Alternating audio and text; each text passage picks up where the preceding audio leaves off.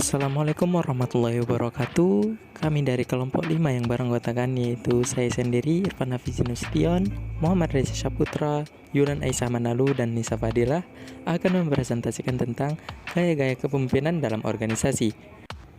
Yang pertama akan disampaikan oleh saya sendiri. Pengertian gaya kepemimpinan. Gaya kepemimpinan adalah perilaku atau cara yang dipilih dan digunakan pemimpin dalam mempengaruhi pikiran, perasaan, sikap, dan perilaku para anggota organisasi. Menurut Agus Dharma, gaya kepemimpinan adalah pola tingkah laku yang menunjukkan seseorang pada saat ia mencoba mempengaruhi orang lain. Menurut Paul Halsey dan Kenneth Blanchard, 1988, gaya kepemimpinan adalah pola perilaku pada saat seseorang mempengaruhi orang lain dan mereka menerimanya. Selanjutnya B. Faktor-faktor yang mempengaruhi gaya kepemimpinan. 1. Sistem nilai. 2. Rasa yakin terhadap bawahan. 3. Inklinasi kepemimpinan. 4. Perasaan aman dalam situasi tertentu. Gaya kepemimpinan merupakan bagian dari apa yang disebut tipe kepemimpinan. Tipe kepemimpinan adalah bentuk atau pola atau jenis kepemimpinan yang di dalamnya diimplementasikan satu atau lebih perilaku atau gaya kepemimpinan sebagai pendukungnya. C. Berbagai gaya kepemimpinan. 1. Gaya kepemimpinan otoriter. Ciri-cirinya: A. Menghimpun sejumlah perilaku yang bersifat terpusat pada pemimpin atau sentralistik sebagai satu-satunya penentu penguasaan dan pengendali anggota organisasi dan kegiatannya untuk mencapai tujuan organisasi. B. Didasari oleh salah satu kebutuhan manusia yang disebut kekuasaan sebagai bagian dari kebutuhan realisasi atau aktualisasi diri di dalam kebutuhan sosial psikologis yang memotivasi seseorang berbuat sesuatu yang dilakukan dengan menunjukkan kekuasaannya. C. Pemimpin dengan semua kekuasaan di tangannya merupakan pihak yang memiliki hak terutama dalam mengambil keputusan dan hak itu tidak pernah didelegasikan kepada bawahannya. D. Keputusan dan pemerintah pimpinan dianggap selalu benar sehingga bila terjadi kegagalan, yang salah adalah bawahan, bukan pimpinan. E. Kekuasaan pimpinan digunakan untuk mengintimidasikan dan menekan bawahan, diikuti pengawasan ketat. 2. Gaya kepemimpinan demokratis. Ciri-ciri: A. Mengakui dan menghargai manusia sebagai makhluk individu yang memiliki perbedaan kemampuan satu dengan yang lain. B. Memberi hak dan kesempatan sama pada setiap anggota sebagai makhluk sosial dalam mengaktualisasi diri melalui prestasi masing-masing. C. Menumbuhkan dan mengembangkan kehidupan bersama disertai saling menghargai, mengakui, dan menghormati kelebihan dan kekurangan tiap individu sebagai anggota organisasi. D. Memberikan perlakuan sama pada tiap individu untuk maju dan mengembangkan diri dalam persaingan yang fair dan sehat. Memikulkan kewajiban dan tanggung jawab yang sama dalam menggunakan hak masing-masing untuk mewujudkan kehidupan bersama yang harmonis. F. Pimpinan selalu dan berusaha mengikut sertakan anggota dalam aktif sesuai dengan wewenang dan tanggung jawabnya masing-masing. G. Keberhasilan pimpinan dengan gaya ini dapat dilihat dari apa yang dilakukan terhadap bawahan. Kepemimpinan demokratis dapat bergerak dari titik ekstrim tertinggi yang menggambarkan gaya kepemimpinan sangat demokratis sampai dengan titik ekstrim rendah menjadi gaya otoriter. Sebagai pergeseran tersebut, tipe demokrasi berlangsung dalam gaya yang terdiri dari 1. Gaya kepemimpinan birokrat atau Berenschot. A. Pemimpin mengutamakan ketaatan pada peraturan prosedur dan mekanisme kerja. Ketaatan itu lebih diutamakan daripada kerjasama dan hasil yang akan dicapai. B. Pemimpin yang lebih tinggi menuntut ketaatan pemimpinan yang lebih rendah dalam suatu struktur organisasi. C. Pemimpin berusaha mengembangkan hubungan informal dalam rangka mengimbangi hubungan kerja formal yang statis dan kaku, meskipun dilakukan di luar pelaksanaan tugas organisasi. D. Pemimpin dalam mewujudkan dan membina kerjasama dilakukan dengan orientasi pada posisi atau kedudukan anggota, dengan mengatur posisi berjenjang dalam tim kerja. Pemimpin kurang aktif menciptakan dan mengembangkan kegiatan organisasi karena cenderung tidak mempunyai perubahan dan pengembangan, meskipun terbuka bagi bawahan menuangkan ide, kreativitas, inisiatif, dan saran. F. Pemimpin lamban dalam mengambil keputusan yang didasarkan atas tata hubungan kerja sebagai proses kerja yang dilakukan atau sesuai prosedur yang kaku. G. Pemimpin lebih menyukai pekerjaan rutin yang statis dan beresiko rendah daripada pekerjaan menantang bagi kemajuan organisasi. Nomor 2. Gaya kepemimpinan mengembangkan atau developer. A. Pemimpin sangat mahir dalam menciptakan, mengembangkan, dan membina kerjasama untuk mencapai tujuan bersama. Pemimpin lebih mulai menerapkan fungsi-fungsi manajemen. B. Pemimpin bekerja secara teratur dan bertanggung jawab. C. Pemimpin mampu mempercayai orang lain dalam melaksanakan pekerjaan dengan melimpahkan wewenang dan tanggung jawab secara jelas. D. Pemimpin selalu berusaha meningkatkan kemajuan kerja anggotanya. E. Pemimpin memiliki kemampuan dan kemauan positif dengan menghargai, menghormati, dan memberdayakan anggotanya sesuai kemampuan masing-masing. F. Pemimpin memiliki kemauan dan kemampuan membina hubungan manusiawi yang efektif di dalam maupun di luar jam kerja. G. Pemimpin meyakini bahwa anggota organisasi merupakan individu yang mampu bertanggung jawab bila diberi kesempatan sesuai dengan batas-batas potensi yang dimiliki. 3. Gaya kepemimpinan eksekutif atau eksekutif. A. Pemimpin memiliki keyakinan bahwa orang lain, khususnya anggota, dapat bekerja dan menjadi pemimpin sebaik dirinya, sehingga harus dihargai secara layak dan manusiawi. B. Pemimpin memiliki komitmen tinggi pada kegiatan pengembangan anggota yang berpotensi. C. Pemimpin cenderung memiliki orientasi pada kualitas pelaksanaan tugas dan hasil-hasilnya dengan menetapkan standar kerja yang tinggi. D. Berdisiplin dalam bekerja. E. Pemimpin selalu berusaha menumbuhkan dan mengembangkan partisipasi aktif anggota. F. Pemimpin memiliki semangat yang tinggi, moral, loyalitas, dan dedikasi sehingga menjadi teladan bagi anggota organisasi. G. Pemimpin memiliki kemampuan menumbuhkan kesadaran dan kesediaan bekerja keras untuk menjadi anggota organisasi yang sukses tanpa menekan atau memaksa. H. Pemimpin menempatkan dan menghargai anggota sebagai partner, bukan sekedar bawahan biasa. I. Pemimpin kemampuan mewujudkan kualitas kehidupan kerja atau QWL yang kondusif. J. Pemimpin memiliki perhatian yang positif dalam menyelesaikan konflik antar sesama anggota organisasi dan antar bawahan dengan pemimpin atau manajer, terutama konflik non-fungsional. K. Terbuka terhadap kritik, saran, pendapat yang dimanfaatkan untuk memperbaiki kekeliruan atau kesalahan dalam melaksanakan kepemimpinan. I. Pemimpin memiliki kemampuan membedakan masalah yang perlu atau tidak perlu diselesaikan di dalam atau di luar rapat. Selanjutnya, pemimpin memiliki kemampuan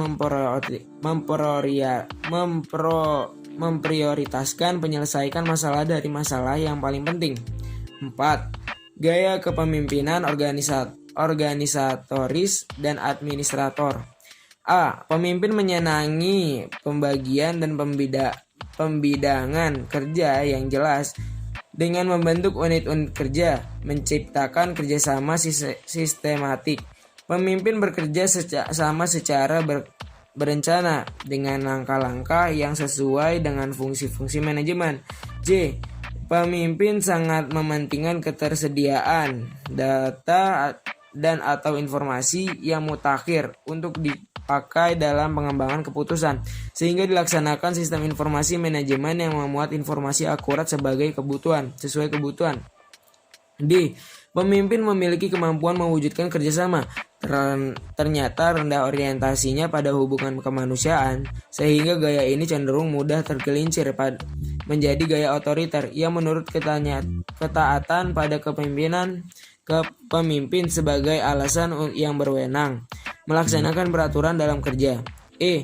Pemimpin dalam kerja atau mengelola organisasi, anggota berperan teguh pada peraturan, baik dari organisasi atasan maupun ditetapkan.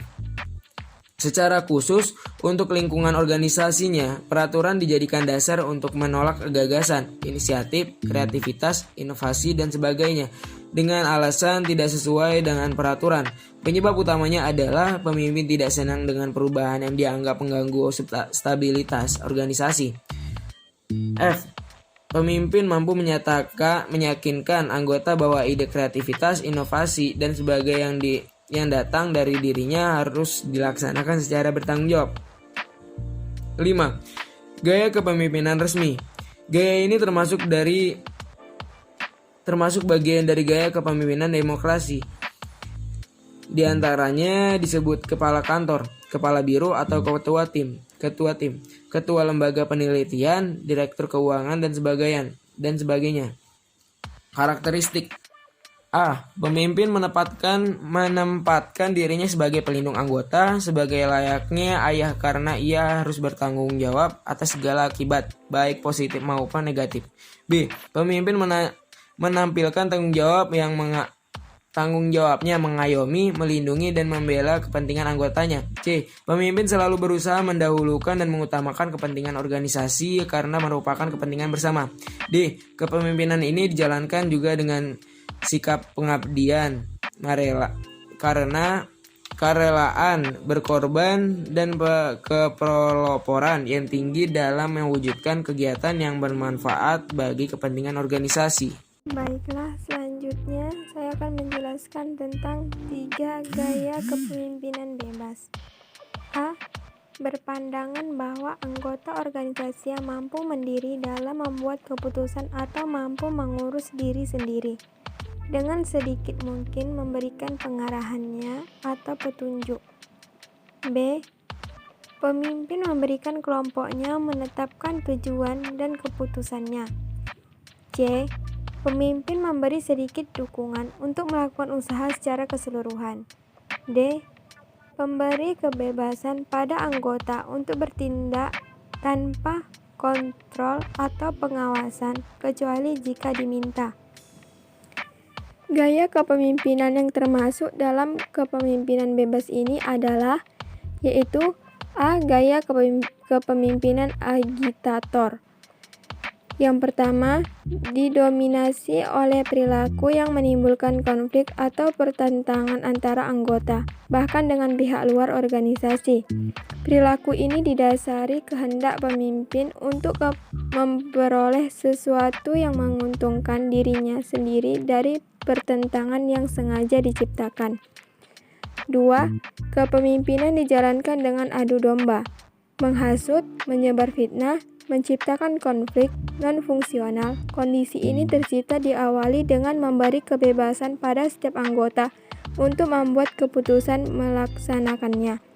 Setiap pendapat yang berbeda mendapat dukungan serta jumlah anggota sebagai pengikutnya. Yang ketiga, banyak yang ditemui di bidang politik yang dilakukan dengan menciptakan situasi saling mencurigai, tidak percaya, saling menjatuhkan. Jadi kepemimpinan agitator adalah kepemimpinan yang memiliki kemampuan memecah belah anggota untuk kepentingan dirinya sendiri sebagai pemimpin. B. Gaya kepemimpinan simbol. Yang pertama, pada dasarnya dijalankan tanpa memimpin dalam arti sebenarnya, karena tidak melakukan usaha pengaruhi anggota. Kepemimpinan sekedar ditempatkan, dihormati, dan segani sebagai simbol puncak di lingkungan organisasi bisa terjadi karena tradisi, keturunan, nama besar, dan sebagainya.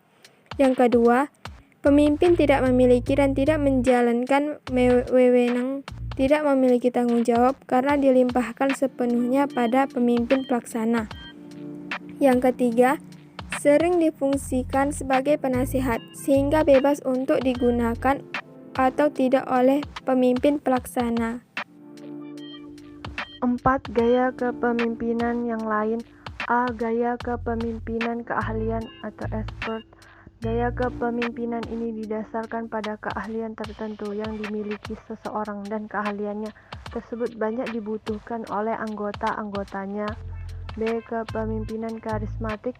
Gaya kepemimpinan karismatik adalah gaya atau perilaku kepemimpinan yang berdasar pada karakteristik kualitas kepribadian yang istimewa sehingga mampu menciptakan kepengikutan pada pemimpin sebagai panutan yang memiliki daya tarik yang sangat memukau dengan memperoleh pengikut yang banyak. C. Gaya kepemimpinan paternalistik. Menurut Hadari, gaya paternalistik adalah gaya kepemimpinan yang diwarnai oleh sikap kebapakan dalam arti bersifat melindungi, mengayomi, dan menolong anggota organisasi.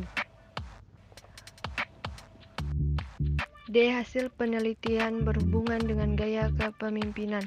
1. Hasil penelitian Gali Ramantika yang berjudul Pengaruh Budaya Organisasional Gaya Kepemimpinan Transformasional terhadap Disiplin Kerja yang berdampak pada kinerja karyawan pada Pamela Swalayan 7 di Yogyakarta 2014 dengan jumlah 63 karyawan menghasilkan A. Gaya kepemimpinan transformasional berpengaruh positif dan signifikan terhadap disiplin kerja karyawan. B. Gaya kepemimpinan transformasional berpengaruh positif dan signifikan terhadap kinerja karyawan. 2. Hasil penelitian Susanti yang berjudul Pengaruh Motivasi Kepemimpinan dan Strategi Kerja terhadap Kinerja Guru SMK Muhammadiyah Salaman Magelang 2014 dengan jumlah 55 guru sebagai sampel menyatakan bahwa kepemimpinan berpengaruh positif dan signifikan terhadap kinerja guru. 3. Hasil penelitian Fadli Fahrudin berjudul Pengaruh Imbalan dan Gaya Kepemimpinan Transformasional terhadap kepuasan kerja karyawan pada PT Lighting Indonesia Yogyakarta 2011 dengan jumlah 156 karyawan bagian produksi di PT Lighting Indonesia menyatakan bahwa gaya kepemimpinan transformasional berpengaruh positif dan signifikan terhadap kepuasan kerja karyawan. Kesimpulan, setiap pemimpin pada dasarnya memiliki perilaku yang berbeda dalam memimpin para pengikutnya. Perilaku para pemimpin itu disebut dengan gaya kepemimpinan. Gaya kepemimpinan merupakan suatu cara pemimpin untuk mempengaruhi bawahannya yang dinyatakan dalam bentuk pola tingkah laku atau kepribadian.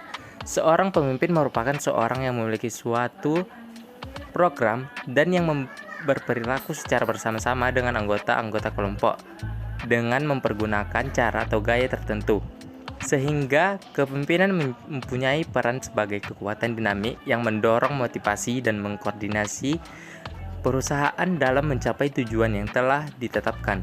Terdapat 4 jenis utama dari gaya kepemimpinan, yaitu otoriter, demokratis, bebas, dan gaya kepemimpinan lain di luar jenis lainnya. Sekian yang dapat kami sampaikan. Lebih dan kurangnya kami mohon maaf. Wassalamualaikum warahmatullahi wabarakatuh.